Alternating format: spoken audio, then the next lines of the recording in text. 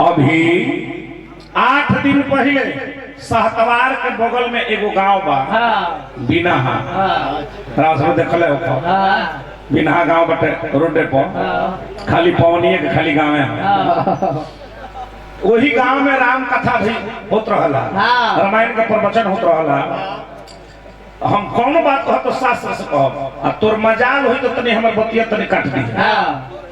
हां सुन सुन सुन सुन, अब तोरा के हम अहो ना कहब, अब अरे कह सुन। चुपचाप भाई चुपचाप बैठ। वही गांव में रामायण होत रहे बबुआ। आ 2 दिन कथा हो गई रहे। आय हम केहू के नाम नहीं धरब। आ वही गांव में एगो रहत रहे काना। काना काना मर्दे।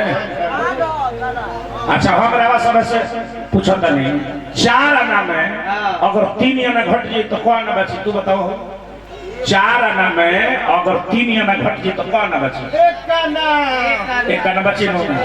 4 आना में अगर 3 आना घट जाए तो कौन ना बची? एक आना नो। अब राम कथा होत रहे।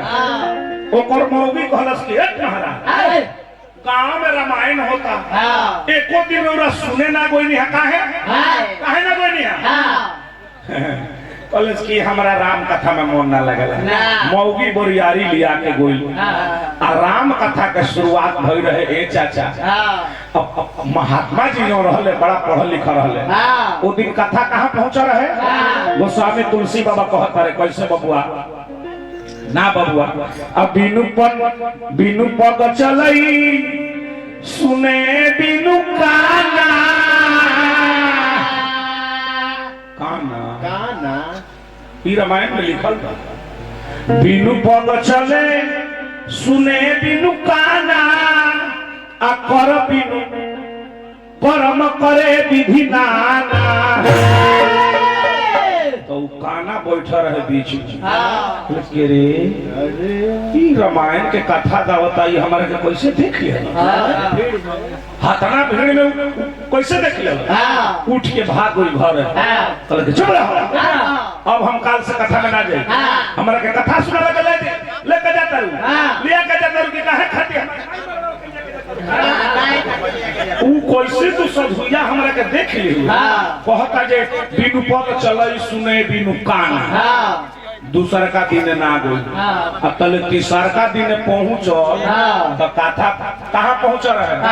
पंडित जी कहले महात्मा जी कि दशरथ पुत्र जन्म सुनी काना। दशरथ पुत्र जन्म सुनी काना। कहले जे फिर सरवा देख ली हलस का हमरा? अरे फिर हमरा के देख ली हलस तो कलश की रुको रुको चल गई घरे। बिहान भइल आई कलश के बैठब ना सूत जाइब हम। कथा में सूत गई। तले वो दिन कथा कहाँ पहुंच रहे? सुपनेखिया के नाक कान कटा गो रहे। आय अपना भैया के पहुंच रहे। जाके कहते कि 10 नहीं काटी नासिका काना।